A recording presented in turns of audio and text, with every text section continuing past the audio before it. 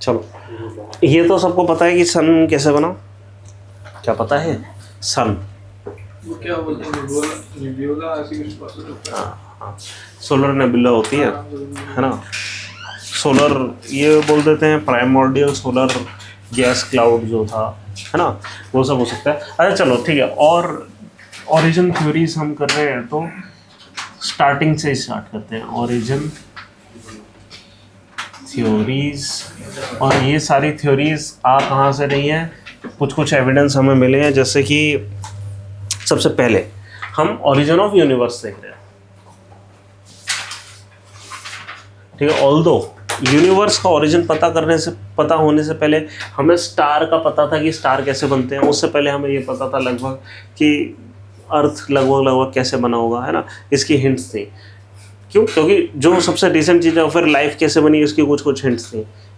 Universe का पता होना सबसे मुश्किल काम है ना। और ये एक्चुअली ये चीज़ हम अभी भी ठीक से समझ नहीं पाए हैं कि कैसे बने, लेकिन हमारे पास हिंट है ना, बहुत ज़्यादा ग्लेयरिंग एविडेंस है कि यूनिवर्स कैसे बना होगा। कैसे, क्या क्या हिंट्स हैं हमारे पास, एविडेंसेस से हम पता करिए। क्या सबसे पहली चीज़ एक्सपेंडिंग यूनिवर्स है, रेडशिफ्ट फिनोमेना। यस। मैंने जब साइंस कर रहे थे हमने करा था ना कि कोई चीज़ दूर जा रही है वो रेड शिफ्टेड होगी, है ना। उसका अगर ट्रू कलर येलो है तो हमें येलो नहीं दिखाई दे, हो सकता है रेड दिखाई दे, हो सकता है इंफ्रारेड दिखाई दे, है ना। इंफ्रारेड में भी जाती है। जेम्स वेब टेलीस्कोप पता है किस उसका टेलीस्कोप है, किस रेंज का टेलीस्कोप है, चेक करो रेंज कौन सी। यस, इंफ्रा में देखता है। क्यों, हम इंफ्रा में क्यों देखना चाह रहे हैं? हम यहाँ पे इंफ्रा वाले गॉगल्स लगाते हैं, इंफ्रारेड वाले, पता है क्यों? हम हीट एमिटर हैं, है ना। नाइट विजन गॉगल्स इंफ्रारेड में बनते हैं। यहाँ तो हम हीट एमिट कर रहे हैं, सन नहीं, अगर सन की लाइट नहीं है तो हम जो खुद लाइट एमिट कर रहे हैं उसमें देख लेंगे। 0.6 to 28 माइक्रॉन्स बता रहा है। वो क्या है, वो IR है। टाइप ऑफ लाइट क्या है, category of light? Visible red. Red and infrared है। तो विजिबल ही बता रहा है। नहीं, इंफ्रारेड है। इंफ्रारेड फोकस बता रहा है। वो इंफ्रारेड ही है, हाँ वही होगा। ठीक है। अब वो इंफ्रारेड देख रहा है, इंफ्रारेड देख क्यों रहा है? उसको क्या मतलब इंफ्रारेड देखने का? मतलब जरूर, और वो दूर की चीजें देख रहा है, ये हमें पता है, बहुत ज्यादा दूर की चीज देख रहा है, इसलिए हम उसको वहां पर डाल कर आए हैं, है ना। अब इतनी दूर की चीज है, मतलब हम एक्सपेक्ट कर रहे हैं इंफ्रारेड में आएंगी। क्यों, ऐसा क्यों है कि इंफ्रारेड में आएंगी? क्योंकि एक एक्सपेंडिंग यूनिवर्स है क्या। थ्योरी सुनो कि हम ये देखना चाह रहे थे, मतलब जब ओरिजिन ऑफ यूनिवर्स के बारे में बात हो रही थी कि ये ओरिजिन बना कैसे, क्या इसका एक पॉइंट था या नहीं था, जो भी था तो कोई एक्सप्लोजन हुआ होगा, ठीक है। वो हो सकता है अभी भी एक्सपेंड कर रहा हो या ये कर रहा हो, ऑल्दो हमने ये सोचा नहीं था पहले हमने ये देखा कि सब कुछ एक्सपेंड कर रहा है। जैसे कि हमें ये पता है कि एक किस्म का क्वेज़ार्स और पल्सार्स जो होते हैं, पल्सार्स पता है क्या होते हैं, कि पहले ना हमें जो स्टार्स है ना उनकी थ्योरीज के बारे में पता लगा था कि स्टार्स किस तरीके से कोलैप्स कर जाते हैं एंड ऑफ लाइफ पे, या कब बनते, स्टार्ट ऑफ लाइफ में कैसे बनते हैं, ये सारी चीज़ें हमें पूरा पता है कि स्टार के एवोल्यूशन में क्या क्या स्टेजेस आते हैं। एक लास्ट स्टेज कभी कभी आती है, क्या कि जब बहुत बड़ा स्टार, उसके अंदर की न्यूक्लियर फर्नेस बंद हो जाती है, न्यूक्लियर एनर्जी बनना बंद हो जाती है। स्टार एक्चुअली क्या है, एक बबल की तरह है जो कि रिटेन कर रहा है अपनी शेप को। किस वजह से? क्योंकि यहाँ पे लगातार न्यूक्लियर रिएक्शंस चल रही हैं। जाइंट फर्नेस है जहाँ पे हाइड्रोजन लगातार हीलियम बन रही है, हीलियम लगातार और दूसरी चीज़ें बन रही हैं। इवेंचुअली क्या बनती है, याद करो, न्यूक्लियर जब साइंस हम कर रहे थे, है ना, न्यूक्लियर फिजिक्स कर रहे थे, सबसे स्टेबल आयरन है ना। तो क्या बन जाता है इवेंचुअली, फाइनली बनता है हमारे पास आयरन, ठीक है। तो तब तक ये फर्नेस चलती रहेगी जब तक क्या नहीं बन जाता, आयरन। एक बार बन गया आयरन, है ना। अभी वो कह रहा था इसमें बहुत ज़्यादा मास था ग्रेविटी का, ये सब हमने रोक रखा था। क्यों? क्योंकि अंदर इतनी गर्मी थी, उसकी वजह से कन्वेक्टिव सेल्स जा रहे थे, उसको फुला कर रख रहे थे, एकदम से वो एनर्जी चली गई तो क्या होगा इसका, कोलैप्स करेगा अंदर की तरफ। है ना। आपने वो देखा है एक वो मतलब आजकल शॉर्ट्स पे बहुत चलता है कि एक बड़ा गोल घूम रहा है, उसको एक स्ट्रिंग खींची और वो छोटा सा हो गया और वो तेज़ घूमने लगा, है ना। एक ऐसा टॉय है, ठीक है, जो धीरे धीरे घूम रहा है, ठीक है, ऐसे गोल गोल घूम रहा है, स्फेयर है, स्फेरिकल टॉय है, ऐसा एक स्ट्रिंग से अटैच्ड है, ठीक है, और ये पूरा टॉय है और ये बड़ा सा टॉय है, ये बहुत सारे इस पे इससे बना हुआ है, क्या कहते हैं, फाइबर के मान लो या प्लास्टिक के रॉड से, छोटी छोटी रॉड से, ठीक है, और इसमें एक और स्ट्रिंग है, जब इस स्ट्रिंग को खींचते हैं तो ये छोटा सा हो जाता है, सारी स्ट्रिंग्स वो जो रॉड है कोलैप्स कर जाती है, छोटा सा हो जाता है और फिर वो तेज़ी से घूमने लगता है।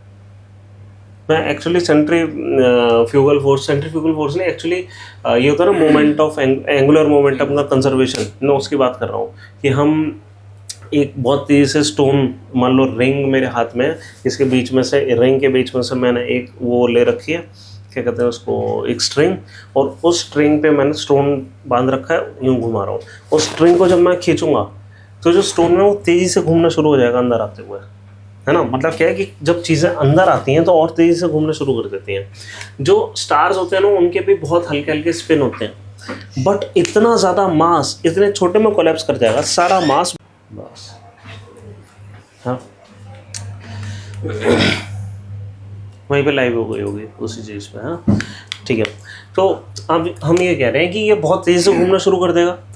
इसने जब घूमना शुरू करा, अब जनरली क्या होता है, क्योंकि now it is kind of made of iron, है ना, बट एक्चुअली अभी आयरन भी नहीं है। हुआ ये है कि जो आयरन भी था ना वो भी इतने इंटेंस ग्रेविटी के प्रेशर में कोलैप्स कर गया कि अब ये एक न्यूट्रॉन स्टार की तरह बिहेव कर रहा है। Pure what is a neutron star, एक सुपर मैसिव एटम जो कि सिर्फ और सिर्फ न्यूट्रॉन का बना हुआ है, है ना, सिर्फ और सिर्फ न्यूट्रॉन का बना हुआ है। पूरा पूरा स्टार कोलैप्स होकर सिर्फ न्यूट्रॉन का हो गया। इसकी डेंसिटी कितनी है कि आप एक टेबल स्पून उसमें से उठाओगे और उसका मास इतना होगा जितना अर्थ का मास है। समझ रहे हैं? इमेजिन नहीं हो पाता, ठीक है। तो ऐसे हम कह सकते हैं जो सिंगुलैरिटी है वो भी ये, सिंगुलैरिटी उससे भी ज़्यादा डेंस है, वो इतनी डेंस है, और यहाँ से इस न्यूट्रॉन स्टार से इसकी ग्रेविटी तगड़ी है, लेकिन लाइट अभी भी इससे आ पा रही है। अगर ग्रेविटी मतलब इतना मैसिव हो जाए कि ग्रेविटी इतनी तगड़ी हो जाए कि लाइट तक एस्केप ना कर पाए, ब्लैक होल ही, तो ब्लैक होल में सिंगुलैरिटी आती है। अच्छा ब्लैक होल में, यस, ठीक है। तो होता क्या है कि तो मतलब ये ब्लैक होल भी बन सकता है। हाँ, मतलब ये स्टार है, ये एक न्यूट्रॉन स्टार है और ये एक ब्लैक होल है। ये वो है ना वो फैब्रिक वाला, फैब्रिक ऑफ स्पेस टाइम के हिसाब से मैं बता रहा हूँ, है ना, कि ग्रेविटी कितनी तगड़ी है, समझ रहे? एनीवे, तो आप समझ रहे हैं, तो बन गया एक पल्सर में। पल्सर पता क्यों है इमीडिएटली, क्योंकि पल्सर्स वगैरह की मदद से और इसी टाइप के कुछ और स्ट्रक्चर होते हैं, क्वेज़ार्स जिनको कहते हैं, ये जनरली क्या करते हैं, ये पल्स देते हैं। पल्स क्यों देते हैं? क्योंकि ये मैग्नेटाइज्ड है, मैग्नेटिक पार्टिकल्स हैं इनके अंदर, मेनली सब एटॉमिक पार्टिकल्स हैं जो कि स्लाइटली मैग्नेटाइज्ड हैं, ठीक है, और बहुत ज़्यादा तेज़ी से घूम रहे हैं, रेडिएट करेगा। तो ये अपने एक्सिस ऑफ रोटेशन के परपेंडिकुलर कुछ रेज देंगे, ठीक है। ऑल्सो ये जो स्पिनिंग है ना, ये जायरोस्कोपिक स्पिनिंग प्रोसेशन टाइप की दिखाएगा। जायरोस्कोपिक प्रोसेशन मैंने आपको बताया था, वॉबलिंग ऑफ अर्थ की जो एक्सिस है वो 23 पे नहीं है, वो हल्की सी वॉबल भी करती है साथ ही साथ घूमने के साथ साथ, है ना। ऐसे इसकी वॉबलिंग भी होगी हल्की हल्की। किसी को कहते हैं जायरोस्कोपिक प्रोसेशन की क्या, कि वो जब स्लो हो रही होती है तो ऐसा देखा आपने, जायरोस्कोप लट्टू है वो घुमाया और कभी कभी वो घूमते घूमते ऐसे ऐसे भी होना शुरू हो जाता है ना, वो चीज़ हो जाएगी। एयरप्लेन्स में यूज होते हैं। हाँ, स्टेबल जायरोस्कोप यूँ स्टैंड करता है, जब वो अपनी एनर्जी थोड़ा थोड़ा लूज करता है तो थोड़ा सा ऐसा होता है ना। ये इस टाइप का एक प्रोसेशन है, ठीक है। हाँ, अर्थी स्पिन का भी ये प्रोसेशन हो रहा है, हर चीज़ में होता है नेचुरली, इसमें भी होता है। अब क्या है कि मान लो एक पल्सर है जो कि ऐसे एमिट कर रहा है और अर्थ यहाँ कहीं है, तो हमें क्या मिलेगा पहले पल्स मिलेगी, फिर नहीं मिलेगी, फिर मिलेगी, फिर नहीं मिलेगी, फिर मिलेगी, फिर नहीं मिलेगी। अब समझ रहे हैं, जब भी वो पल्स हमारे सामने से होकर गुजरेगी हमें एक पल्स मिलेगी, ठीक है। उस पल्स से हमें पता लगेगा कितना मैसिव है। उस पल्स की एक लाइट आ रही होगी, वो किसी फ्रीक्वेंसी की होगी, हमें पता है इस साइज़ का जो क्वेसार है या पल्सर है वो इस टाइप की लाइट देता है, ठीक है। हमने क्या देखा, जो क्वेसार जितना दूर है उतनी रेड शिफ्टेड लाइट दे रहा है हमें, ठीक है। सबसे पहला एविडेंस, जब हमारे पास और बेटर टेलीस्कोप है, हमने देखा स्टार्स को देखा, सिर्फ इस साइज़ का स्टार हमेशा इस टाइप की लाइट देना चाहिए, जितना दूर है उससे रेड शिफ्टेड दे रहा है। इसका मतलब क्या हुआ, यूनिवर्स एक्सपेंड कर रहा है। समझ रहे हैं, मतलब जो जितना दूर है वो उतना सिर्फ एक्सपेंड नहीं कर रहा, जो जितना दूर है उतनी तेजी से एक्सपेंड कर रहा है। मतलब इसको ऐसा कहते हैं बिग बैंग। बैंग जनरली क्या होता है, जब पास की चीज़ है वहाँ पे इम्पैक्ट ज़्यादा होता है, दूर की चीज़ें थोड़ा सा धीरे से भागती हैं, होता है ऐसा। कैसे सर? इमेजिन करिए ये एक रोड है, यहाँ पे हुआ एक बम ब्लास्ट, ठीक है। जो इमीडिएट वाले हैं वो सबसे ज़्यादा इफेक्ट हुए, जो दूर वाले हैं उनको इम्पैक्ट ही नहीं पड़ा। मॉलिक्यूल को देखो, यहाँ वाला जो मॉलिक्यूल है वो यहाँ से यहाँ आ गया, यहाँ वाला मॉलिक्यूल यहाँ से यहाँ आ गया, यहाँ वाला मॉलिक्यूल यहाँ से यहाँ चला गया। जो जितना करीब उतना ज़्यादा एक्सपेंड हुआ है, जो जितना दूर वो कम एक्सपेंड हुआ है। यहाँ पे क्या हो रहा है, यहाँ पे उल्टा हो रहा है। ये एक स्टार है, ये वाली चीज़ यहाँ से यहाँ जा रही है, ये वाली चीज़ यहाँ से यहाँ जा रही है, ये वाली चीज़ यहाँ से यहाँ जा रही है। जो जितना दूर उतना बड़ा expansion. Big bang is a misnomer, अच्छा, it is more than a bang. सही में कुछ थ्योरी है भी, मतलब फालतू लगती है। अब ये एविडेंस मिला हमें, सब कुछ ब्लू शिफ्टेड है, जो जितना दूर है उतना ज़्यादा ब्लू शिफ्टेड है। मतलब क्या हो रहा है इसका, ये क्या हुआ, मतलब ये चीज़ें दूर नहीं जा रही हैं, the space itself is expanding. आप समझ रहे हो।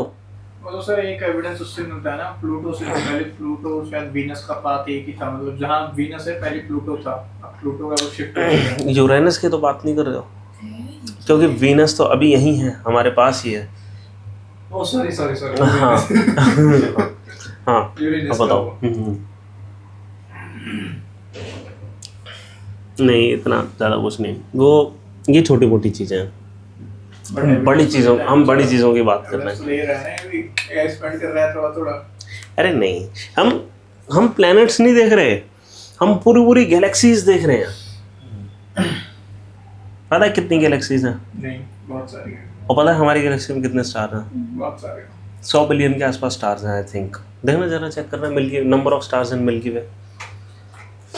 सो वो तो अप्रॉक्सीमेशन से लगाया होगा ना उन्होंने भी। हाँ ठीक है, हमने एंड्रोमेडा में कैसे approximation लगाते हैं? हम लगाते हैं। हमें ये कैसे पता लगा कि देश में कितने लोग हैं? हमने नहीं पता लगा लिया सर, एटम के 400 to 100 billion. 100 to 400 बिलियन ना, मतलब 100 बिलियन मान लेते हैं, ठीक है। 100 बिलियन मिल्की वे गैलेक्सी में स्टार्स हैं। नंबर ऑफ गैलेक्सीज कितनी है? 100 ट्रिलियंस हो गई। Billion से 2 trillion तक. How many number of galaxies लिखा है ना? 50 In the universe. 50 अच्छा, अरे मिल्की वे में number of galaxies in the universe. हमने कितने 100 billion to पाए? 2 trillion.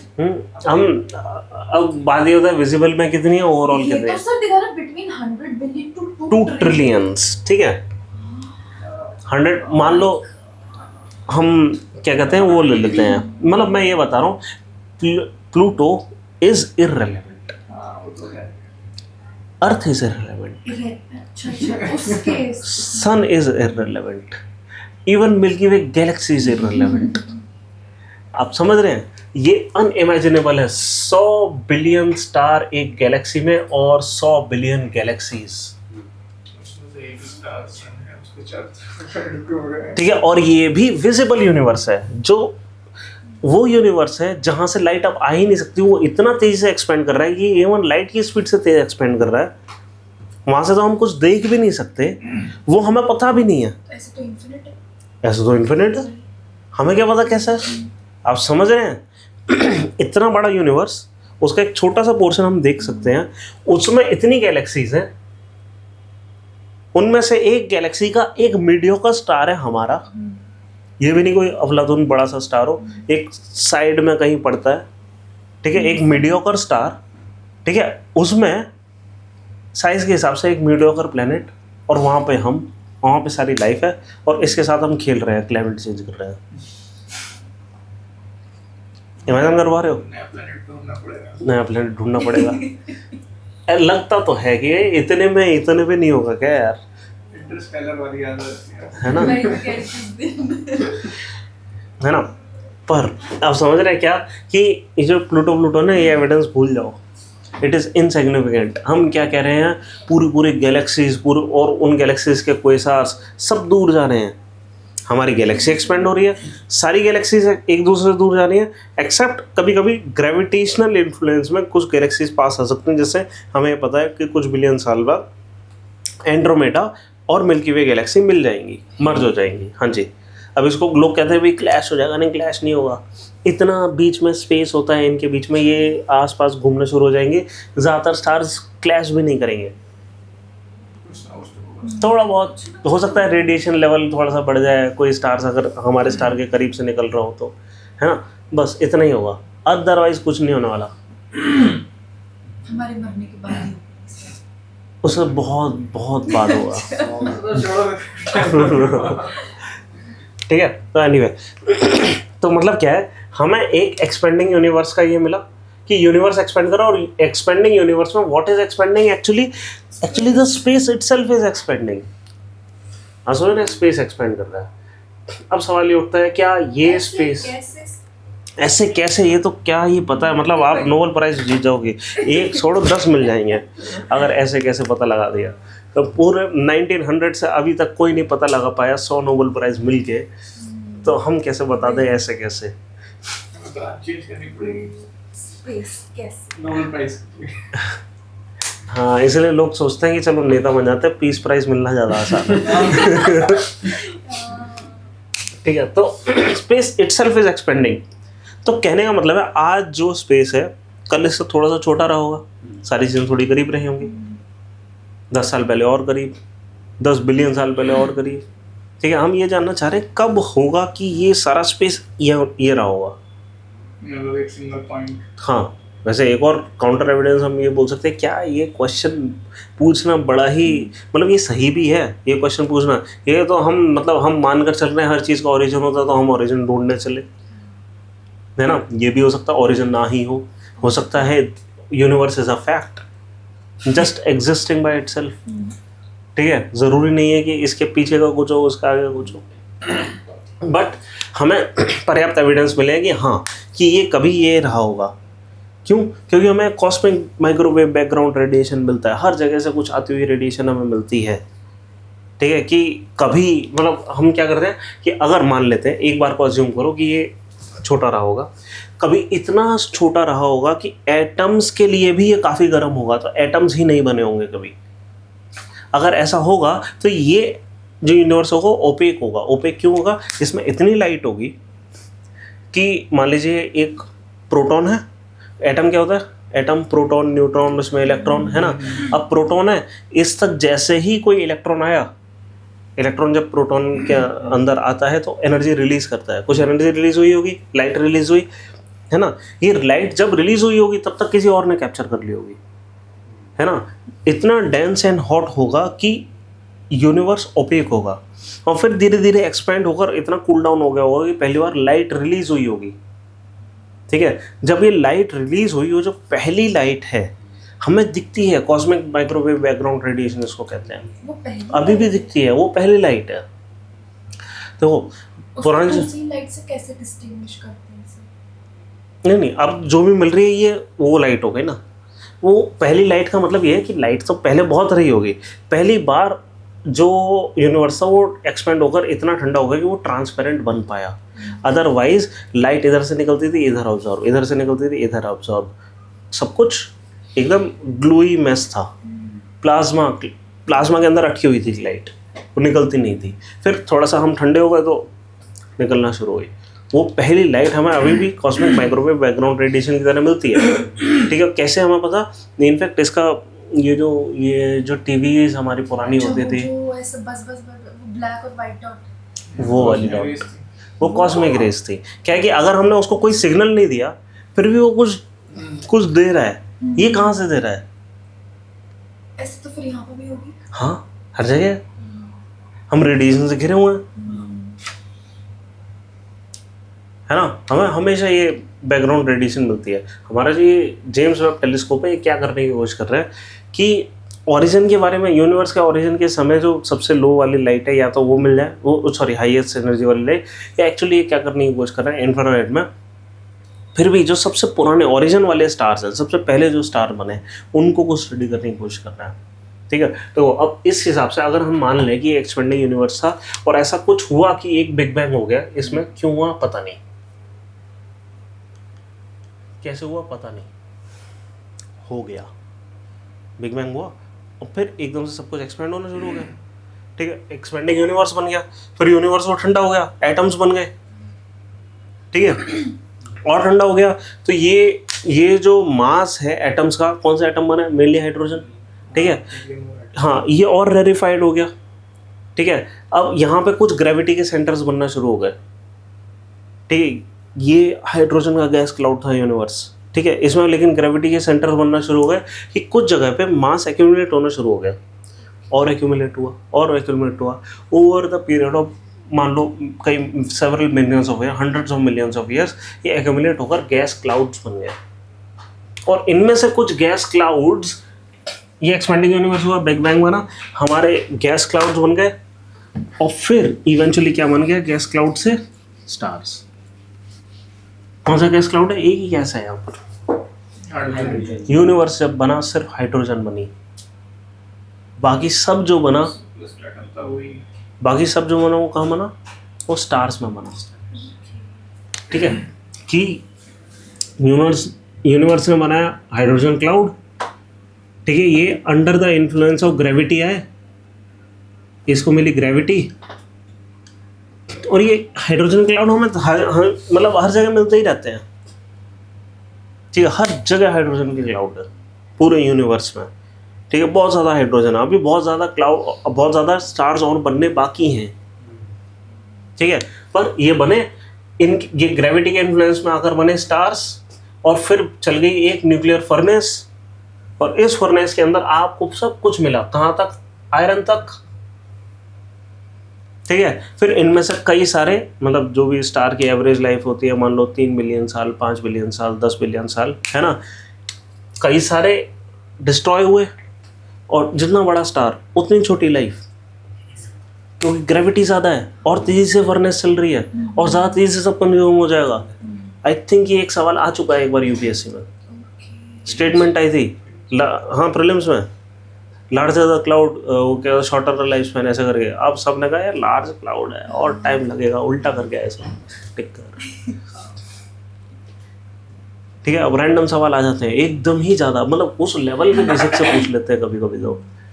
ठीक है, बट ये कुछ स्टेटमेंट है, अपने दिमाग में क्लैरिटी रख के लो यार, ले लो। किस बेसिस पे बिग बैंग थ्योरी को किया अडॉप्ट? सर अभी तो बताया, ये तो है रेडशिफ्ट, बट जो जिसने दिया था वो तो उसका तो कुछ बैकग्राउंड था नहीं, उसको छोड़ दो ना, इससे क्या फर्क पड़ता है। बट अगर उसने तो ये दिया था ना बिग बैंग का कि एक देखो, था पॉइंट। वो क्या बंदा था, डार्विन ने 1000 गलत बातें कही हो, हाँ, एक अच्छा आइडिया दे दिया, और उसने जो आइडिया दिया, बेशक उसके पास मटेरियल नहीं था उसको सपोर्ट करने के लिए, मान लो प्योर हाइपोथेसिस थी, अब हम उसके आइडिया पे जा ही नहीं रहे, उसके बेसिस पे कई लोगों ने एविडेंसेस ढूंढने की कोशिश करो, मिल गए। अब हम उस पर जा ही नहीं रहे। डार्विन की थ्योरी का नाम बस डार्विन की थ्योरी का, मतलब बस डार्विन का सिर्फ नाम है, अब उसका नाम इररेलेवेंट है। हम इस पे जा रहे हैं, हमें मिला क्या उसके बाद, हमें मिला ये, इससे भूल जाओ किसने दी क्या दी, अब इस पे जाओ कि उसके बाद एविडेंसेस क्या मिले। अब जो ओवरऑल क्लस्टर ऑफ एविडेंसेस वो क्या सपोर्ट कर रहा है, क्या ये सही है? ज़्यादातर लोग कह रहे हैं भाई ये सही है, और ज़्यादातर लोग का मतलब ये होता है 100 में से 99 साइंटिस्ट। जो बचे हुए मतलब 1000 में से 5 साइंटिस्ट होते हैं ना, उनको नहीं पूछना चाहिए ज़्यादा, वरना पता मीडिया कैसे रिपोर्ट करती है, ज़्यादातर साइंटिस्ट ये मानते हैं, बट कई सारे साइंटिस्ट ये भी मानते हैं। तो लोग क्या करते हैं, ये जो ज़्यादातर जो साइंटिस्ट मानते हैं उसको पढ़ने की जगह कई सारे साइंटिस्ट ये भी मानते हैं, तो उनको लगता है ये 50-50 है, ये भी एक थ्योरी, ये भी एक थ्योरी। नहीं, ऐसा नहीं है, ये एक थ्योरी है और इसका क्रिटिसिज्म मिनिस्क्यूल है, कोई नहीं है लगभग साइंटिफिक कम्युनिटी में, ये वेल एस्टेब्लिश्ड हो गया है। अब समझ ना, तो इस तरीके से हमारा स्टार बना। जब भी स्टार कोलैप्स करता है, ठीक है, तो हमें और दूसरे एलिमेंट्स मिलते हैं। कौन से? ये जो जितने भी ये बड़े एलिमेंट्स आपको मिल रहे हैं ना, चाहे गोल्ड हो चाहे सिल्वर हो, और रेडियो एक्टिव वाले थोरियम, प्लूटोनियम, यूरेनियम वगैरह वगैरह, सब कुछ कहाँ मिल रहा है? कोलैप्सिंग स्टार में। ये सारी चीज़ कहाँ मिलती है? यहाँ पे मिलती है। स्टार जब मरता है, हमारे अर्थ के ऊपर अगर आयरन से ऊपर की कोई भी चीज़ है, मतलब हम सरवाइव कर रहे हैं एक डेड स्टार के ऊपर। डेड स्टार है। मटेरियल यहाँ से आया, मतलब जो सन का क्लाउड बना होगा, सन को ऐसा माना जाता है ये 3rd जनरेशन स्टार है। मैंने जो थ्योरी सुनी थी सर कि जो एस्टेरॉइड्स आगे टकराते थे, जब बन रही थी एक हॉट फर्नेस था, जब आगे टकराते थे तो वहां से आए हैं सारे मेटल। देखो, आयरन का कोर है हमारा, हाँ। बहुत ज़्यादा आयरन है, हाँ। और आयरन कब बनता है? सिर्फ और सिर्फ स्टार के कोर के अंदर। और वो स्टार के कोर के अंदर बना हुआ आयरन हमारे अर्थ पे कैसे है? ये भी एक सवाल अच्छा है। मतलब जब सन बना, वो सन एक डेड स्टार के बड़े मटेरियल के ऊपर बना है। तो मतलब एक नेब्यूला से जब कंडेंस होता है कुछ भी, तो एज अ प्लेनेट या प्लेनेट बन सकता है या सन, सॉरी, स्टार बन सकता है। तो एक बड़ा गैस क्लाउड है, इसके आसपास कोई मतलब स्टार फटा था, और उसका जो मटेरियल है वो स्पेस में घूम रहा है, और इस बड़े गैस क्लाउड ने इस मटेरियल को भी कैप्चर कर लिया, और अपना हाइड्रोजन तो है ही। आप समझ रहे हैं? अब ये भी बना, और ये जो आसपास की डिस्क है, यहाँ पे खूब सारा हाइड्रोजन और दूसरा मटेरियल घूम रहा है। ये दूसरा मटेरियल किसी डेड स्टार से आया। दूसरे से कलेक्ट करा, अर्थ ने भी ऐसे कलेक्ट। अर्थ ने ऐसे कलेक्ट करा, या हो सकता है अर्थ ने कलेक्ट भी ना करो, हमारा सन ही ऐसे कंपोजिट मटेरियल से बना है। या फिर हम सन का एक पार्ट है। हम सन का ही पार्ट हैं, एक्चुअली हम सन का ही पार्ट हैं। समझ रहे हैं? सन की एक, जब सन बना होगा उसकी एक एक्रेशन डिस्क होगी, ठीक है, और उस डिस्क पे वो डिस्क भी कंडेंस हो गई होगी, छोटे छोटे ग्रेविटी के स्फीयर्स बन गए होंगे, और वो छोटी छोटी ग्रेविटी के स्फीयर्स बड़े हो गए। तो सर ऐसा और प्लैनेट्स के साथ भी होना चाहिए। बिल्कुल, हमारे solar हर एक के system साथ है। इनफैक्ट प्रोबेबली अर्थ खुद एक गैस जाइंट रहा होगा कभी, जुपिटर जैसा, हो सकता है उससे भी बड़ा, बट सोलर विंड्स ने वो सारी हमारी विंड्स दूर कर दी, ठीक है। अब क्या बचा है? छोटा सा रॉकी कोर। समझ रहे हैं? हमें क्या पता जुपिटर भी एक अंदर से, एक बहुत अंदर जाके एक छोटा सा रॉकी कोर हो अर्थ जैसा, बट उसके आसपास की गैस अभी भी बची हुई है, मैग्नेटिक फील्ड इतनी स्ट्रॉन्ग है, बचा कर रखी हुई है ना। पीछे के जितने प्लैनेट्स हैं सब बहुत बड़े हैं, सब के सब रॉकी जाइंट, वो सॉरी गैस जाइंट्स हैं, और अंदर वाले उन सब की गैस जा चुकी है ना। हमारा सोलर सिस्टम का स्ट्रक्चर क्या है? इससे बनता है हमारा सोलर सिस्टम। स्टार बना, ठीक है। पहले मैं क्या आपको स्टार की थ्योरीज दे दूं कि क्या क्या क्या बनता है? देखो, बिग बैंग थ्योरी आपने देख ली इसमें, ठीक है। बिग बैंग हम कर चुके हैं। इसमें क्या है कि देखो, बिगिनिंग लिखा है 13.8, ये 5 पॉइंट्स लिखे ना। बिगिनिंग क्या है? 13.8 बिलियन ईयर। फिर उसमें कोई एक्सप्लोजन हुआ, एक्सप्लोजन टर्म इज मिसनोमर, मैंने बता दिया है ना। ये एक्सप्लोजन से कई गुना ज़्यादा है, जो जितना दूर है उतना दूर जा रहा है, ठीक है। फिर सब एटॉमिक पार्टिकल्स बने 1 millionth of a second after big bang, ठीक है। ज़्यादा इंपॉर्टेंट नहीं हमारे लिए, बट साइंटिफिक एडवांस बहुत, हाँ, पर छोटे टाइम ना, ठीक है। इमीडिएटली बन गए सब एटॉमिक पार्टिकल, लेकिन एटम्स नहीं बने। एटम्स बने 3 मिनट बाद। 3 मिनट बाद। सर वो वाली थ्योरी काफी होती है कि अर्थ पे जो वाटर है वो ओल्डर है सन से। हाँ, ये क्या है? यस, सोचो क्यों? क्या? अर्थ पे जो वाटर है it is older than sun. So the water is हाँ, ये मैंने भी older than सुना sun. बताने से। अरे अभी तो लगाओ, सब तो मैंने समझाया। हाइड्रोजन होगा ना। सन किसका बना है? Hydrogen, helium. स्टार के अंदर हाइड्रोजन से सब कुछ बना, और ये, और वाटर के अंदर क्या है? Hydrogen, and oxygen. ऑक्सीजन का बना है? 3 मिनट बाद। जो CNO साइकिल है। हाइड्रोजन के बाद आया स्टार के कोर में हाइड्रोजन से क्या बनता है? Helium, helium. फिर हीलियम से क्या बनता है? कार्बन, और दूसरी चीजें कार्बन जैसे हो गया, और नाइट्रोजन। नाइट्रोजन, ऑक्सीजन, वो CNO ऑक्सीजन। मतलब ये यहाँ जो ऑक्सीजन आया हुआ है किसी स्टार के कोर में बना है, वो स्टार कभी फटा होगा, है ना, और फिर उसका मटेरियल सन ने कैप्चर कर लिया होगा और वहां से वाटर बना होगा, और वो वाटर यहाँ पर है, विच मीन्स अभी उसके अंदर, सन के अंदर बनना है अभी ऑक्सीजन। सन के पास ऑक्सीजन नहीं है, मतलब हमारे पास जो ऑक्सीजन है वो किसी पुराने स्टार का ऑक्सीजन है। ये तब तक सन इग्नाइट नहीं होगा सर। बट ये कहना कि यहाँ का water is older than sun is not true. वो अलग। What is true is the oxygen contained in this water is older than sun. समझ रहे हैं? ऑक्सीजन बन गया, जो था वो ऑक्सीजन सोर्स कहाँ से आया? वो कहीं पहले से आया होगा। अब समझ रहे हैं? सर इस पॉइंट ऑफ टाइम में सन इग्नाइट नहीं होगा सर। इग्नाइट का मतलब पता क्या होता है? कि हाइड्रोजन क्लाउड होना, और ये बड़ा सा क्लाउड अपनी ग्रेविटी में कोलैप्स होना शुरू कर रहा है, ठीक है। अब ये कोलैप्स जो होना शुरू कर रहा है ना, अब ये इग्नाइट नहीं होगा। इग्नाइट का मतलब क्या है? कि इतना प्रेशर हो गया, ये इस टाइप का कुछ हो गया, ठीक है, प्रॉपर स्फेरिकल बॉल, ठीक है, और अंदर इतना प्रेशर हो चुका है उसके कोर के अंदर कि न्यूक्लियर फ्यूजन स्टार्ट हो चुका है। अब हाइड्रोजन का एक एटम और हाइड्रोजन का दूसरा एटम ये प्रेशर सह नहीं पा रहा है और फ्यूज हो रहे हैं, ठीक है, और यहाँ पे हाइड्रोजन से हीलियम बनना शुरू हुआ है। जब हीलियम बनना शुरू हुआ, अब ये एनर्जी बाहर दे रहा है। ये एनर्जी बाहर आसानी से नहीं आएगी, बहुत बड़ा गैस क्लाउड है, कन्वेक्टिव सेल्स धीरे धीरे बनेंगे, ये धीरे धीरे इसको गर्म करेगा। बहुत टाइम तक तो गैस क्लाउड में ही बाहर से आपको गैस क्लाउड दिख रहा होगा, अंदर न्यूक्लियर फर्नेस स्टार्ट हो चुकी होगी, कई मिलियंस ऑफ ईयर में इतनी हीट जनरेट हो चुकी होगी कि ये सब कुछ प्लाज्मा हो चुका होगा। जब ये प्लाज्मा बन जाए, उसके बाद हम बोलेंगे, उसके बाद इसको एक फोटोस्फेयर मिलेगा, ठीक है, उसके बाद हम बोलते हैं कि हाँ ये स्टार है, ग्लोइंग स्टार, समझे? मतलब अंदर एक न्यूक्लियर फर्नेस चल रही है। हाँ जी, कुछ कह रहे थे? हाँ, 3 थ्योरीज दे रखी हैं वाटर की भी। एक तो जो आपने वो दी है वो वाली, एक water from asteroid and comets. वो वहाँ पे भी कैसे आया? वही सेम बट मैं अर्थ की बात कर रहा हूँ। एक है primordial water from earth formation, मतलब अंदर से वोल्केनिक से। वहाँ पे भी कैसे आया?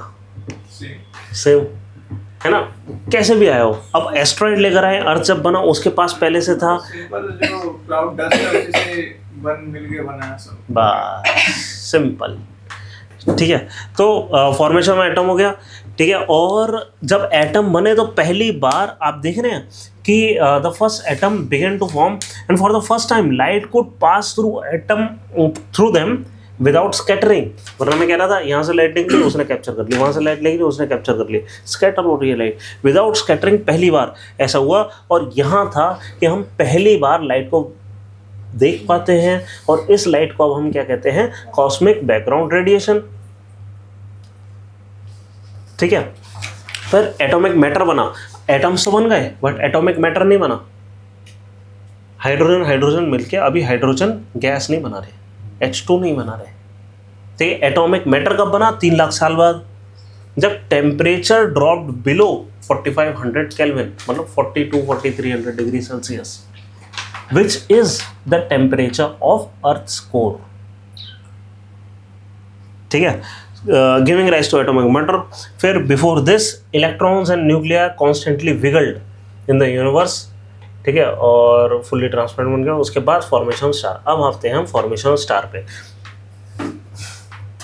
ठीक है। फॉर्मेशन स्टार क्या होता है? अब यहाँ पे हमने 2-4 चीज़ें करी हैं। सबसे पहले तो लिखा है गैलेक्सीज, बट गैलेक्सीज से पहले हम चाहेंगे स्टार।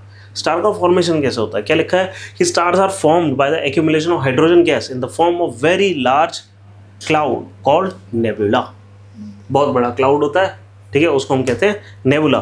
फिर such nebula by virtue of its mass attracts nearby gas, और बड़ा होता जाता है, बड़ा होता जा रहा है, और कंडेंस भी होता जा रहा है अपने ही प्रेशर में, अपने ही ग्रेविटी में, छोटा भी होता है, ठीक है, और कभी कभी इतना छोटा हो जाता है और इतना डेंस हो जाता है अपने कोर में कि वहाँ पे एक न्यूक्लियर फर्नेस स्टार्ट हो जाती है ना। हाइड्रोजन हीलियम में तब्दील होना शुरू हो जाते हैं।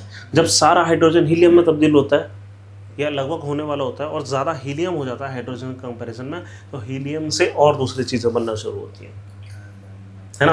और जब सारा फर्नेस सारा प्रोसेस कंप्लीट हो जाता है एंड में, अब कुछ नहीं बच रहा और फिर डिस्ट्रक्शन होता है। देखते हैं कैसे। ठीक है, तो नेबुला बन गया, ये eventually growing nebula develops localised clumps of gas giving rise to formation of stars. ठीक है, these dense gas core under immense pressure starts fusing elements, starting in nuclear furnace where hydrogen atom fuse to become higher elements producing immense heat। ठीक है, ये fusion है, fusion heat produce करता है, science tech में पढ़ा था हमने। कुछ स्टार्स होते हैं जो कि कुछ फ्यूजन कर पाते हैं बट इतनी हीट नहीं जनरेट कर पाते कि वो ग्लोइंग रेड हॉट टाइप की चीज़ वो बन पाए, मतलब वाइट कलर की लाइट दे पाए। मैंने क्या बताया कि जो ये स्टार है, ये अभी इसको स्टार नहीं बोलेंगे, अंदर बेशक फ्यूजन चल रहा है और ये जो फ्यूजन है वो हीट दे रहा है, बट बाहर का गैस क्लाउड अभी तक इस हीट को महसूस नहीं कर पा रहा है। अभी छोटा रह गया, लेकिन हो सकता है मिलियंस ऑफ ईयर में, क्योंकि वो बहुत बड़ा मटेरियल है। आप पानी के नीचे गैस चला दो, इमीडिएटली थोड़ी बॉईल कर जाता है, थोड़ी देर तक रुकता है। ये हम बॉइलिंग स्टेज की बात कर रहे हैं, है ना। ये हीट और ऊपर जाएगी और नए कन्वेक्टिव करंट्स बनेंगे, जब बनेंगे इवेंचुअली इतनी हीट हो जाएगी कि आउटर लेयर तक ये हीट पहुंच रही है। जब हमें ग्लो दिखती है, ये वाइट ग्लो दिखती है, इतनी लाइट दे रहा है ये, इसको हम क्या कहते हैं, फिर बोलते हैं कि ये स्टार बन गया। उससे पहले तो गैस क्लाउड है। कभी कभी हीट तो हो रही होती है बट इतनी हीट नहीं होती कि बाहर वो ग्लो आ पाए। ठीक है, हम कह देते हैं ये बोना स्टार है, ब्राउन डॉर्फ। ठीक है, क्या कि half stars, failed stars. Field क्यों बोला आपने? क्योंकि ये कंप्लीटली स्टार नहीं बन पाया, बन जाएगा, ये फेल ही हो गया इसका भी। फेल ही हो गया।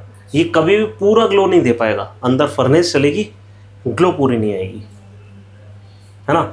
मतलब कि यहाँ पे हो सकता है हाइड्रोजन से हीलियम बन जाए, आगे इतना प्रेशर नहीं हो पाएगी और चीज़ें बन पाए। It is a failed star.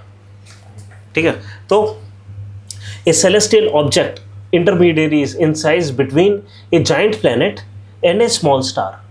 What is a giant planet? Giant planet is like Jupiter, gas giant, बहुत बड़ा planet। और एक छोटे स्टार के बीच की जितनी भी चीज़ होती हैं, स्मॉलेस्ट स्टार जो भी पॉसिबल। अब क्या होता है यहाँ पे ना, एक लिमिट होती है कि स्टार के फॉर्मेशन की लिमिट, एक सेकेंड, नहीं वो अलग होती है, स्टार फॉर्मेशन लिमिट। एक सेकेंड देख लेते हैं, और वो मैं बता रहा हूँ। तो कुछ होती है ना हाई मास वाली। बताना सर क्या है? एक सेकंड में बता रहा हूँ। स्टार फॉर्मेशन लिमिट,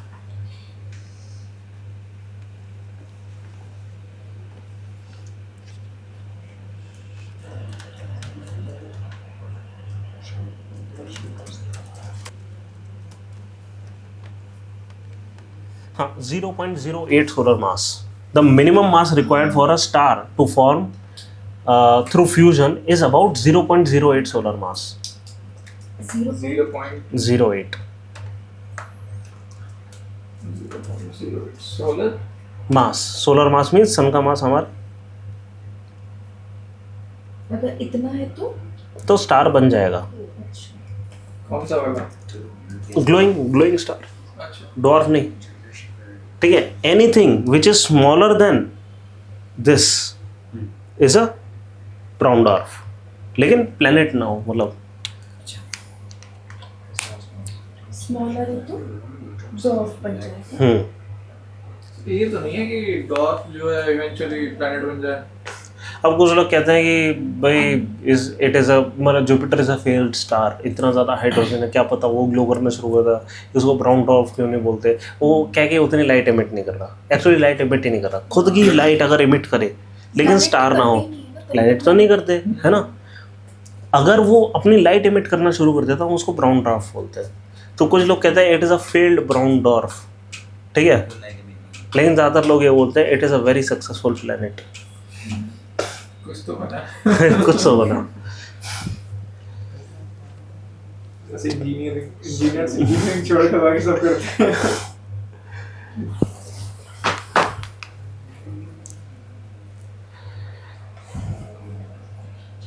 ठीक है, अब आते हैं स्टार का डिस्ट्रक्शन। दो टाइप के स्टार्स होते हैं। अब ये तो हो गया, बन गया हमारा स्टार बन गया, ठीक है। काश मैं इसको सेलेक्ट करके यहाँ पुश कर पाता, इसको मिटा के वहाँ पुश करना पड़ेगा।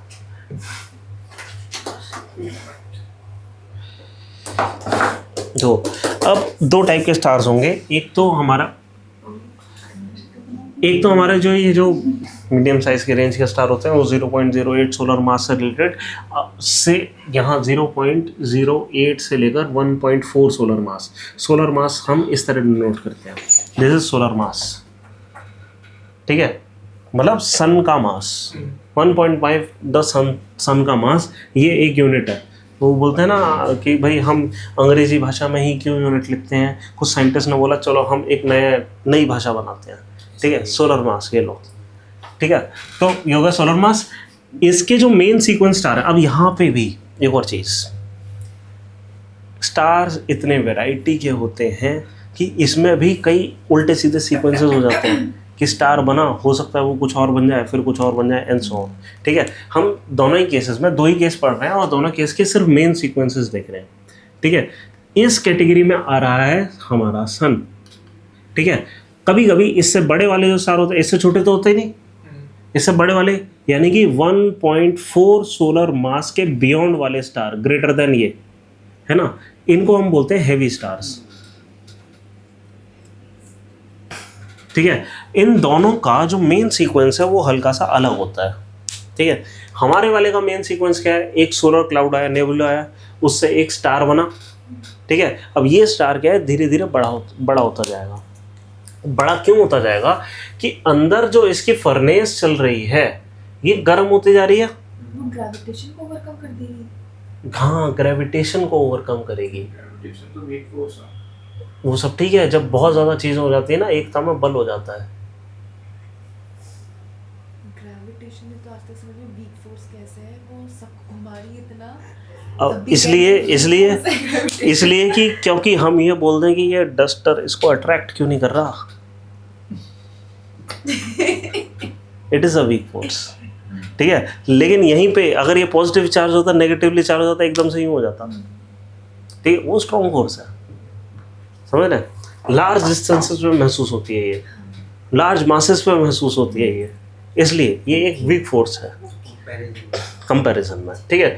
अब इसमें इतना ज़्यादा मास है, ठीक है। अब ये क्या है कि अंदर की जो फर्नेस है वो बुझना शुरू हो गई, ठीक है, वो बाद की बात है, ठीक है। ये डाइंग स्टार हमें वहाँ करना है, लेकिन शुरुआत में क्या, मतलब जो मेन सीक्वेंस स्टार होते हैं वो पता क्या होते हैं, अभी तो इसमें हाइड्रोजन खूब है ना, ये हाइड्रोजन लगातार हीट प्रोड्यूस करता ही रहेगा, ठीक है।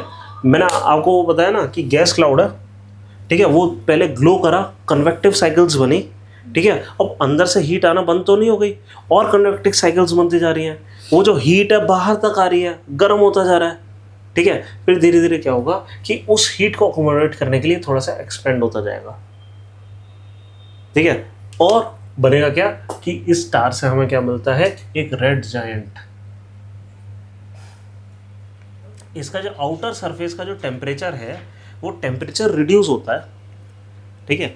ओवरऑल जो अंदर एक्यूमुलेटेड एनर्जी है वो इंक्रीज होती है, ये थोड़ा सा एक्सपेंड करता है, एक्सपेंशन की वजह से जो आउटर सरफेस है उसका टेम्परेचर थोड़ा सा कम हो जाता है, ठीक है। और ये रेड जायंट बनता ही चला जाता है। कितना बड़ा जायंट बनता है, जब हमारा सन रेड जायंट बनेगा, इतना बड़ा जायंट बन जाएगा कि ये मर्क्यूरी को खा जाएगा, ये वीनस को खा जाएगा और अर्थ को ऑलमोस्ट खा जाएगा, खा ही जाएगा। आप समझ रहे हैं, हम उसकी सरफेस के इतने करीब होंगे। अभी तो क्या है, ये पिन पॉइंट की तरह है, बहुत छोटा सा स्टार है, ठीक है। ग्रेविटेशनल फोर्स खींच ले अपनी तरफ, नहीं खींचेगी, नहीं, क्यों, क्योंकि देखो ग्रेविटी की फोर्स क्या होती है, ये अपने ग्रेविटी के अराउंड हमें बहुत दूर पे यूं चक्कर लगवा रहा है ऐसे करके, ठीक है। ये बड़ा होगा, क्या मास चेंज होगा, नहीं, तो अट्रैक्शन की फोर्स चेंज हुई, नहीं होगी, क्या फर्क पड़ा, वो अपना वहां से घूमता रहेगा। बट सर वो तो डिस्टेंस तो कम हो जाएगी ना। वो ठीक है, सरफेस से डिस्टेंस कम हो रही है, सेंटर से थोड़ी डिस्टेंस कम हो रही है ना। तो होगा क्या, अर्थ अपना प्यार से घूम रहा होगा, जैसे घूम रहा है, और ये चुपचाप से आकर खा के खत्म कर लेगा, ऐसा होने वाला है। ठीक है, कोई ऐसी दिक्कत वाली बात नहीं है। 5 बिलियन इसके साल हो चुके हैं, 5 बिलियन और होने, 5वें बिलियन पे होगा ये काम। ठीक है, तब तक तो ये तो अर्थ की लाइफ से बड़ा हो गया। अर्थ ही 4.6 बिलियन की है ना, इसमें लाइफ ही 4 बिलियन की है।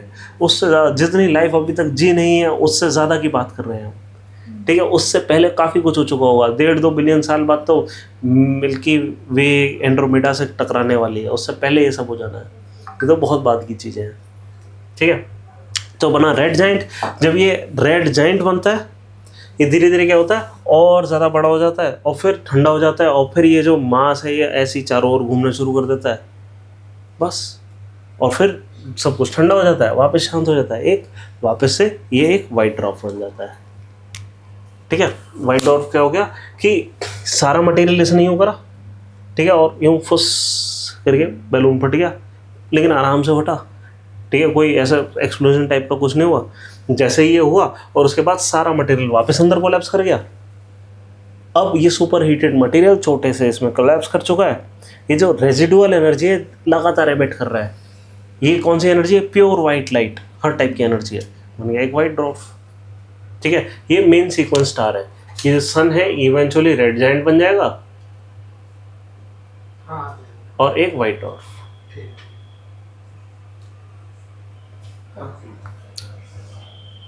हाँ ठीक है, बन गया। अब हेवियर स्टार्स के साथ क्या हो रहा है कि एकदम सेम चीज हो रही है। ये मतलब स्टार्स हैं, फिर ये बस रेड जायंट की जगह सुपर रेड मतलब heavier red giant super giant बनेंगे। ठीक है, और उसके बाद क्या होगा, ये इतने बड़े हो जाएंगे कि अब जब अंदर की हीट जब होना बंद होगी, ये सिंपल कोलैप्स नहीं करेंगे, ये कोलैप्स करना शुरू करेंगे और बहुत तेज़ी से एकदम से कोलैप्स कर जाएंगे। इस तेज़ी से कोलैप्स करेंगे ये, क्योंकि अब क्या है कि बहुत बड़े स्टार हो गए हैं। बड़े स्टार हो गए तो उनकी ग्रेविटी ज़्यादा है, ये और ज़्यादा तेज़ी से कोलैप्स करना चाहिए। जब ऐसे कोलैप्स करना चाहिए तो मोमेंटरीली इतना ज़्यादा अंदर प्रेशर हो जाएगा कि उसके बाद ये फट जाएंगे, और उस चीज़ को हम क्या कहते हैं, सुपरनोवा। और मोमेंटरीली इतना ज़्यादा प्रेशर हो जाएगा कि जो आयरन है ये तक फ्यूज होकर और दूसरी चीज़ें बनाएगा, और जो हमें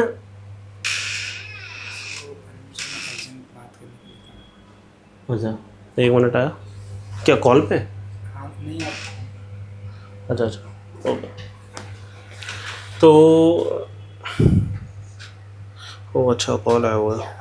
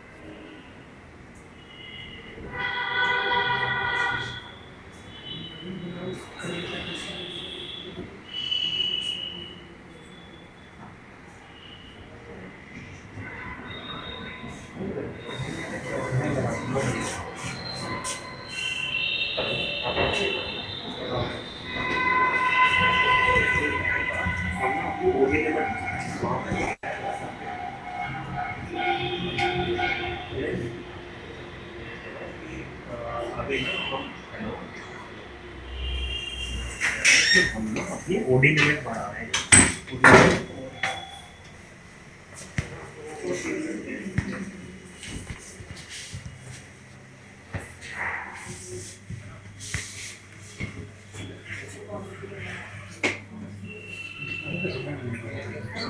Iya. Anda kalau mana kata Yesus negara ni dia. Dia itu bilang mana kau kan?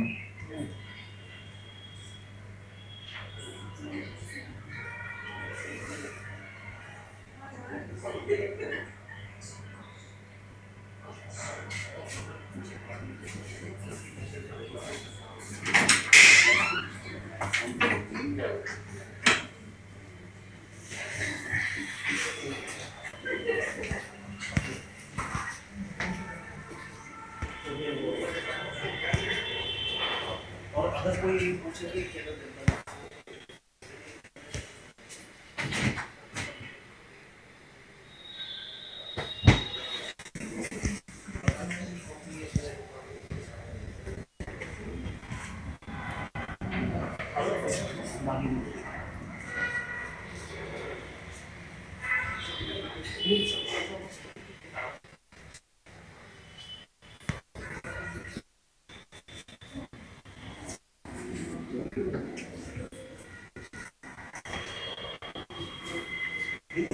नहीं और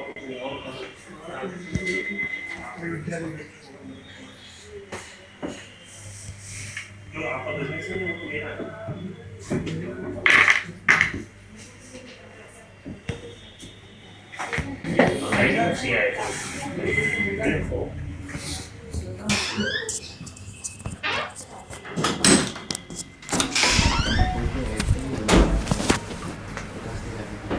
Angular fish आती है, ये fish आएगा। अरे वो surface पर नहीं है, कुछ ऐसा वैसा क्या? हाँ जी, देखो बन गया सुपरनोवा। अब कभी कभी क्या होता है कि ये जो कोलैप्स होता है इतने ज़्यादा प्रेशर का होता है कि ये मतलब बहुत सारे एलिमेंट्स बन जाते हैं ये, ठीक है। एक और चीज़ है, ये जो एलिमेंट्स हैं ना, ज़रूरी नहीं है सिर्फ यहाँ से बनते हैं। 50% ऑफ एलिमेंट्स यहाँ से बनते हैं, और भी कई तरीके होते हैं सुपर जायंट स्टार्स में एलिमेंट बनने के, ठीक है ना। आयरन ऐसा नहीं, अकेला आयरन ही है जहाँ पे स्टॉप हो जाता है, कभी भी फर्नेस और आगे जाती है, ठीक है। तो स्टार, बड़े जायंट स्टार्स में आयरन के अलावा भी चीज़ें बनती हैं, बट हमने देखा कि 50% of the element beyond iron वाले वो सुपरनोवा में बन रहे हैं, ठीक है। अब ये जो सुपरनोवा है, इसके होने के बाद दो चीज़ें और हो सकती है। एक बार सुपरनोवा हो गया, सुपरनोवा क्या होता है, ये ना एक, आपने कभी स्पेस की इमेजेस देखी हैं और वहाँ पे बड़े ब्रिलियंट कलर जैसी चीज़ें कभी कभी बनती हैं स्पेस की, वो होती है ना पेंटिंग्स वगैरह स्पेस की, है ना।